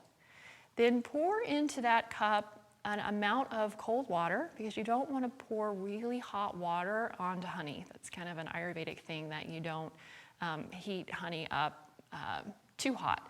And then fill the rest of the cup with hot water. So the water itself would be not boiling hot, not like tea water hot, hot enough to feel warm as you drink it, to feel like there's some heat there, but not so hot that you have to take a long time to drink it. So you want to be able to drink it fairly quickly. This is a really transformative and amazing practice. Have it before your coffee. Have it before your tea. Have it before whatever else you're having. Have this hot honey lemon water and see how it affects your digestion. It is nourishing. It is cleansing. It has a great balance of both of those qualities, and ideally will help you to eliminate regularly first thing in the morning, which is really what we want, and makes us feel a lot more spacious. So then the third thing really is going to be device-free time. And I know it's so hard. I feel it myself every day, the pull of your smartphone. We want to be connected. We want to see what happened overnight. We want to check in. Maybe we're anxious to get a head start on work. This is a prime example of an activity that we choose to put into this space that we create for ourselves that is not nourishing. It's not that it might not be necessary, but it's really not nourishing. And so I would just ask you to really think about your device time, and to consider that you would not use your device until after this, whatever time that you've set for yourself, your own space, your morning spacious time, that you would decide what that is, and then also decide that you are not going to engage with your devices until that time was complete. Really simple, also difficult, but extremely helpful. That this spacious, soft feeling that happens in the morning, that we're open, we are fresh, even though we might still be feeling a little bit sleepy. We don't want to fill that up with news and Facebook. We could do that later, but we want to let that space be open. So if you feel like you want to engage in some way, it could be reading something inspirational. I like to, when I wake up and have my lemon water, I'm listening to prayers of the tradition, which are on our website, and just something that is actually nourishing. The mind enjoys these little things, this activity and stimulation, but it's something that does lead to this feeling of less space and more stress. So those will be the main things that I would ask you to consider. Get up a little bit earlier, freshen up, scrape your tongue, have some honey lemon water, and try to stay away from your devices, at least for that period of time in the morning. And then, so these are things that support. Again, let's think about some nourishing things we might put into that time that we've allotted for ourselves. Hopefully that time will expand. Ideally, we'd be working toward establishing a meditation practice. We're not all there. Some of us might already be there, some of us are not. Often people will say, I would really like to meditate, I would like to develop a meditation practice, but I really don't know how to do that. And part of this not knowing how to do that is that you don't have the space. You haven't learned how to create that space for yourself or why you should even do it. So it's very hard then to meditate if there's no space for meditation. Space is about creating a new reality for ourselves. So this is the power that is inherent in space. Because of space, a new reality is possible. I really like this idea. It's something we talk about in both yoga and Ayurveda. When we practice yoga, we create a new reality for ourselves, a new way of engaging with the world, a new way of engaging with ourselves. We practice these yogic and Ayurvedic techniques, and we have a new reality in terms of our health, okay, in terms of our physical, mental, and emotional health. All of that is about creating a new reality. That's not about just constantly being stressed out, which is really wonderful and helpful. So we'll work this afternoon to close our live stream with a guided practice, something that, again, simple, very accessible. And you might find it helpful if you are wondering, what can I put into this morning spacious time that would help move me in the direction that I'd like to go, which might be toward a meditation practice. So we'll work with that guided practice as we close. So to start, and I'm not going to give you a lot of instruction in terms of moving your body, but I would like you, and I do think it is helpful in the morning to move your body a little bit, especially before you meditate. Personally, I don't do a full asana practice. I don't have time for that in the morning, but also if I get too into my body, it's a little bit hard then to focus on meditation. That's just me. But I do think what I do myself is to stretch and move a little bit. So what I would like you to do now is to take a moment and wherever you are, close your eyes and think about the space of your body. And think about if you were going to move your body, where would you naturally want to move? And then start to do that. So the reason I'm doing this is because in my experience, it's great to go to class and be told exactly what to do, and sometimes we really do need that.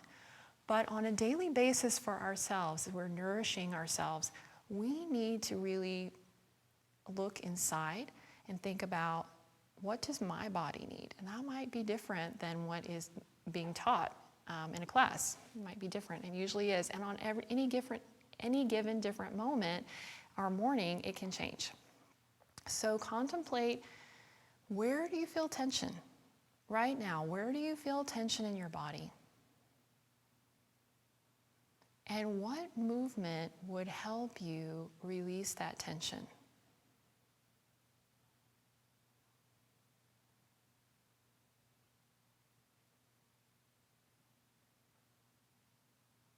Breathe while you move. Let your breath be deep and smooth. And if you are really just kind of stumped, think about your joints. So think about your shoulders, your neck. Think about your ankles, your knees, maybe your wrists or elbows. Think about your joints. These are common areas of tension, stagnation. You can just stretch and bring your arms overhead and stretch and move a little bit from side to side or twist a little bit from side to side and keep breathing. And then also contemplate your pelvis, your hips, and your abdominal area. Bringing some movement there that helps you to release tension that might be gathered there and to increase awareness.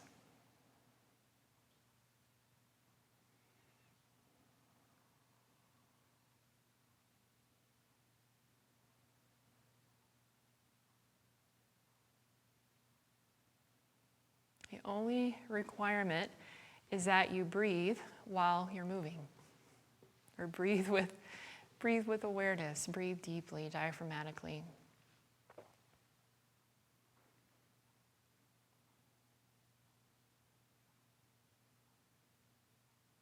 And after a few minutes of movement, then we can make our way into our relaxation. So we might say, doing relaxation in the morning feels weird because I was just lying in bed, so I feel like maybe I should do something more active. Practicing your guided systematic relaxation when you are fairly rested is actually more ideal because you're less likely to fall asleep.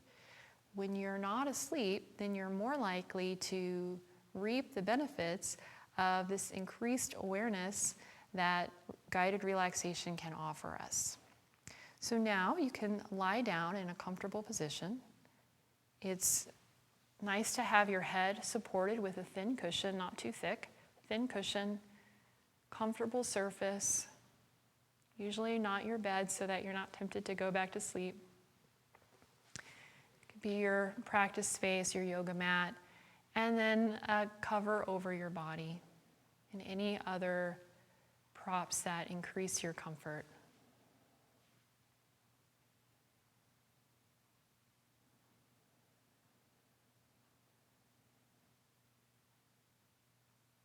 And once you're lying here in your Shavasana position, your corpse pose, just take a moment to feel your body settle. Feel the floor supporting the weight of your body.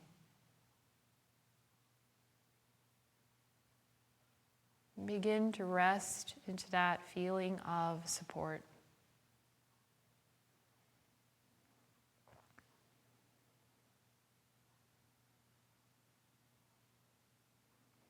Begin to become aware of the space around your body, the space that you rest in.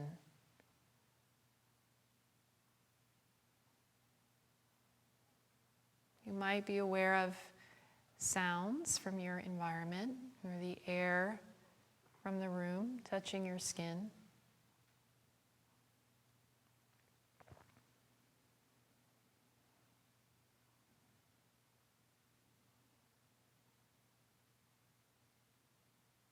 And then begin to bring your attention inside to the space of your body. From the crown of your head out to your fingertips, down to the tips of your toes. Sense that space.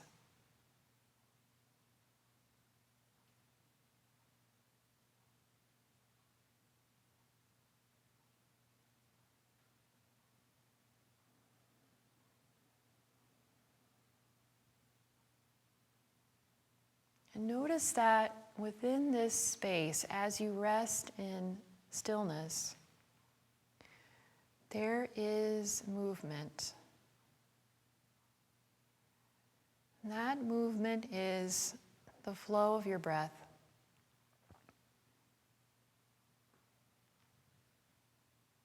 The rise and fall of your breath. Notice this movement within the space of your abdomen, that as you inhale, without forcing, straining, or pushing, your abdomen softly expands. And then as you exhale, without straining or forcing, your abdomen softens.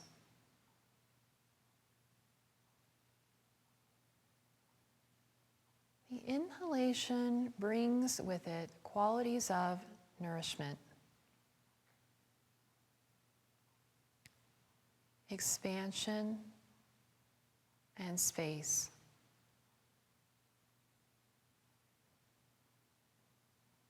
The exhalation brings with it qualities of gentle cleansing,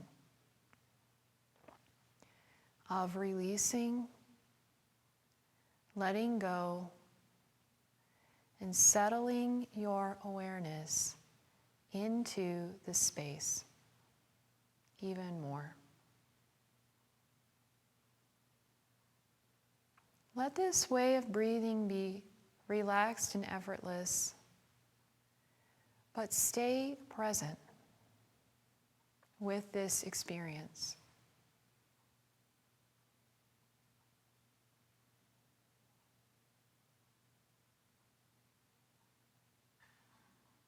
And bring your attention to the space at the crown of your head. Feel that space.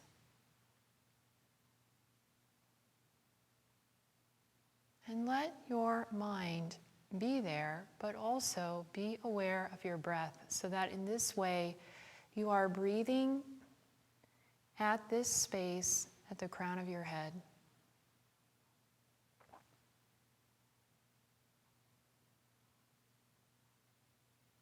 And then let your breath and your awareness move as you soften the sides of your head, the forehead, eyes,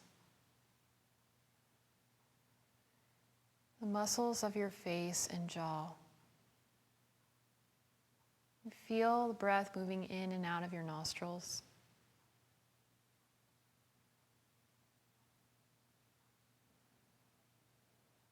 And soften the root of your tongue, your throat. Let your shoulders release down. Breathe down your arms to the tips of your fingers and sense your breath there, right at the tips of your fingers.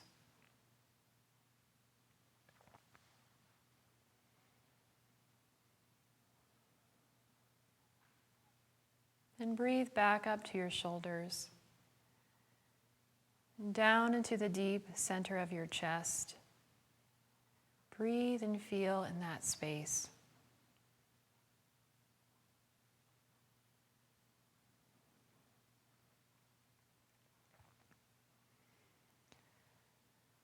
And then to the deep center of your abdomen.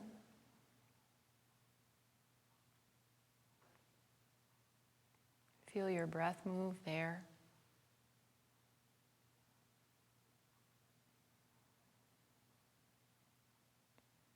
To the deep center of your pelvis, your root, source of nourishment.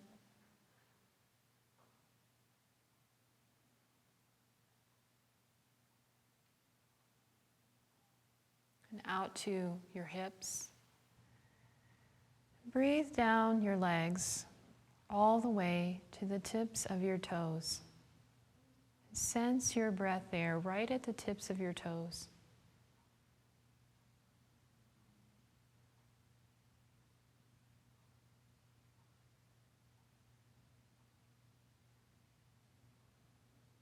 And breathe from the tips of your toes back up the length of your legs to your hips. And move back through the core of your body to the center of your pelvis, your root, center of the abdomen, center of your chest, center of your throat, the center of your forehead, and back to this space at the crown of your head.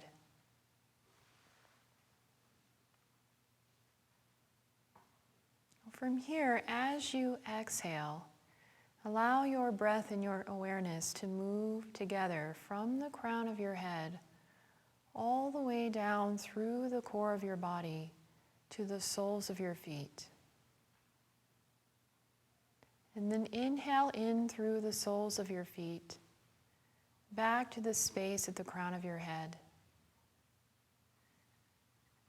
As you inhale and exhale, continue to breathe down to the soles of the feet. Allow your breath and your awareness to move back and forth between these 2 points. And as you do, you are intending to be present with the space of your body. From the crown of the head to the soles of your feet and back to the crown of your head, you are exploring this inner space.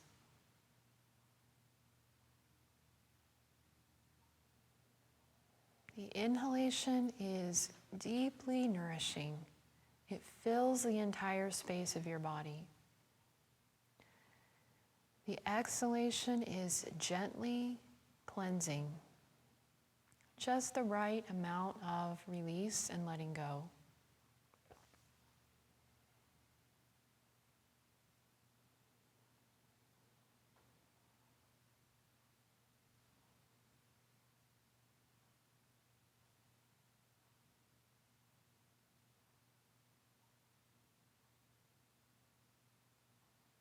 And now, as you inhale, return your awareness back to the space at the crown of your head. And from here, become aware of the entire space of your body. From the crown of your head, out to your fingertips, and down to the tips of your toes. This unique space that nature has defined for you, your own vehicle to experience this world, to experience your own freedom and fulfillment. Sense this space and breathe into it.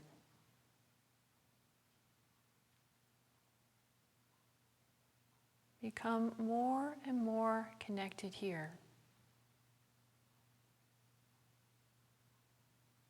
A spacious inner feeling that is supported and nourished by your breath and by your awareness.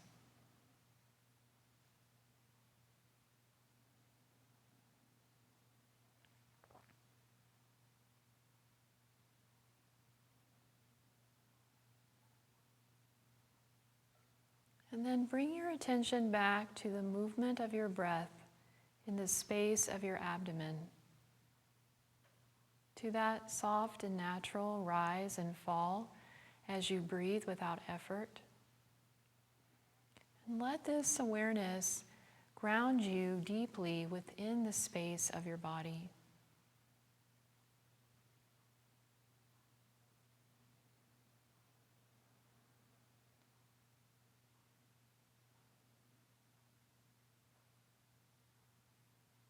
And start to move your fingers and toes. Hold on to this spacious inner feeling. And when you're ready, roll over onto your left side. Just rest here for a few breaths.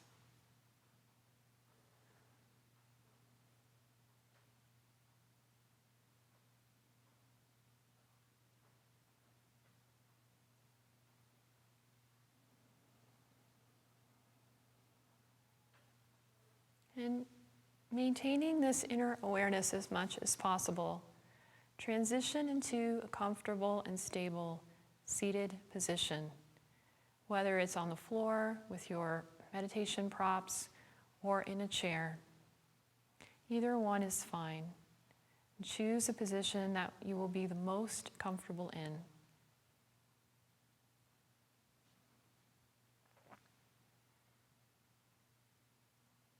And once you are here, close your eyes and return to this space inside.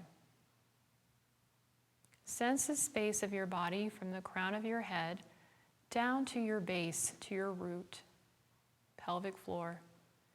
And breathe in that space. Breathe and feel in that space.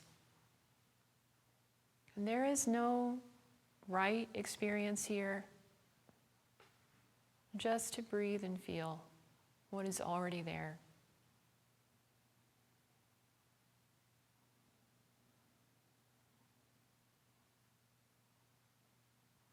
And bring your attention to the space just inside your nostrils.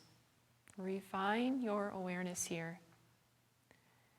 Feel that touch of breath moving in and out as you inhale and exhale.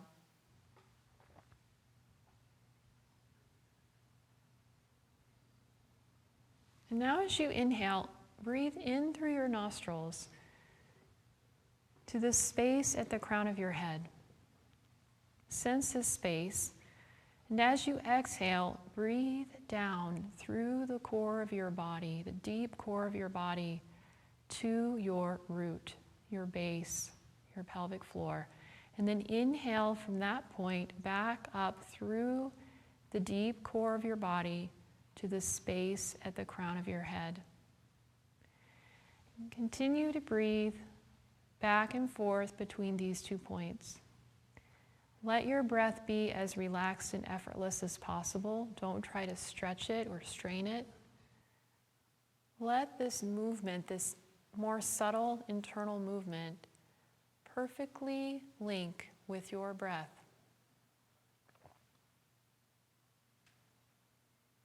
You are sensing and exploring the space of yourself, moving along the spine.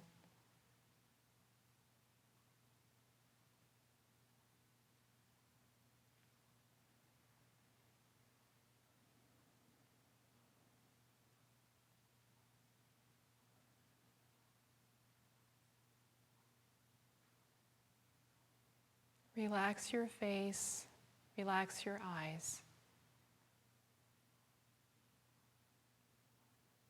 Don't try to create any experience. Just be with what is already there inside. It's simple. It's not complicated. It's not esoteric. Very simple. Breathing up and breathing down.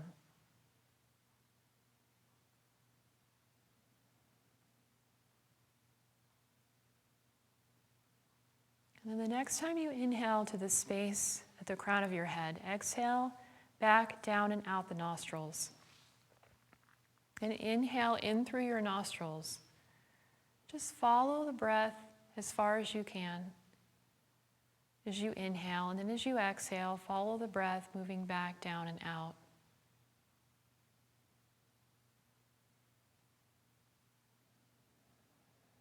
Your inhalation is deeply nourishing.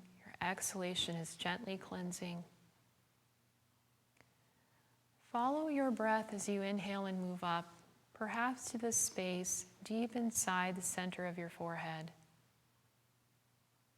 From that space, move back, down, and out.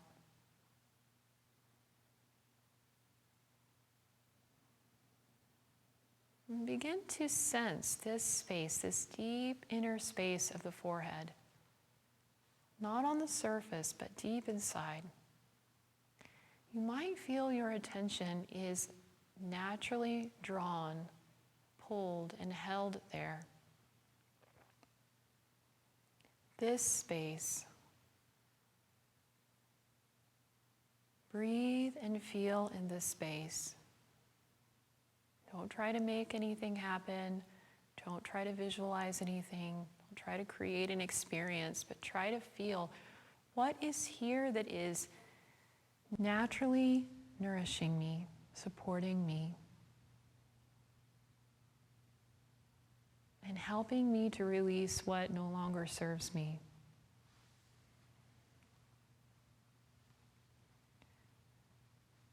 We are working toward the experience of deeper pranic awareness, awareness of prana, this life force, intelligent energy. It's really very deeply, closely related to this concept of space that we've been discussing this afternoon. There's something here, and maybe not at first, but over time, there's something here that we feel drawn to. that we feel is deeply, truly nourishing. And when we have that experience, we know this is the nourishment that we are seeking. And we become more dedicated to holding space for this experience. So whatever that experience is for you today, be there and breathe there.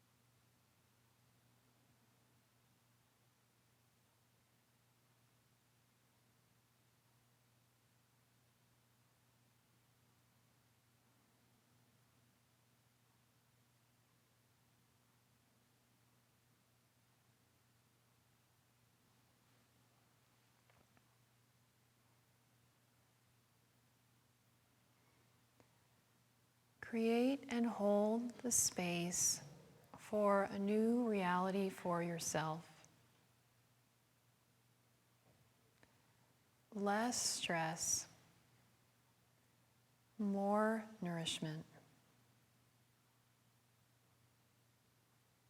And let this experience evolve and expand over time.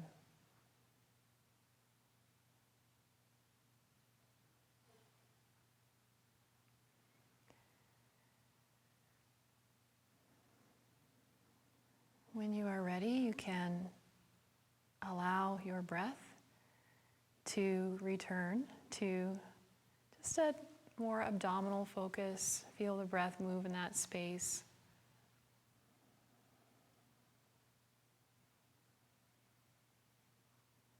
Bring your hands together in front of your heart, the space of your heart. And connect here in a way that feels meaningful to you.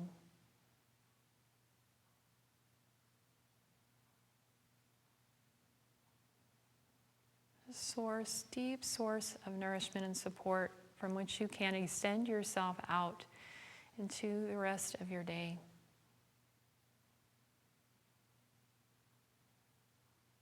Moving through your life more skillfully with this support and foundation.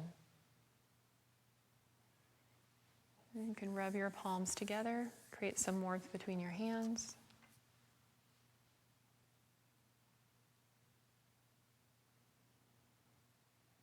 Place your warm hands over your closed eyes. Breathe deeply and let that warmth nourish your eyes.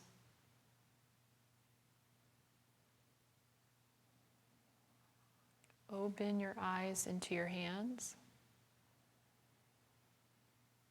Slowly move your hands away from your face. And as you come back out into this external space, take a moment to contemplate this experience. How do you feel? Do you feel more nourished? Do you feel clearer, calmer? Just notice that. It's not a complicated thing. It's pretty simple. Accessible, just have to create the space for it.